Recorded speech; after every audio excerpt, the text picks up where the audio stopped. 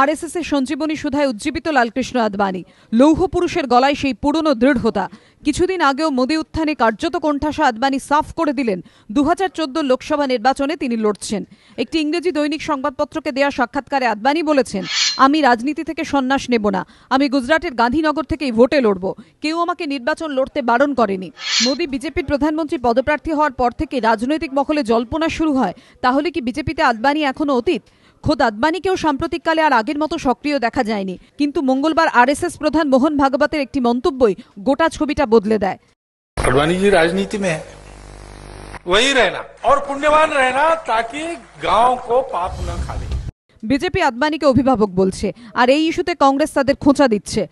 आडवाणी जी ना भारतीय जनता पार्टी में भविष्य में रिटायर होने जा रहे हैं, न वो टायर्ड फील कर रहे हैं, तो कहीं न कहीं फिर से वही चुनाव लड़ने की घोषणा अगर उन्होंने की है तो ये भविष्य के लिए एक बहुत ही निहितार्थ का संकेत है।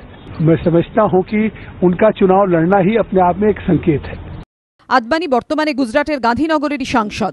এবিপি আনন্দ।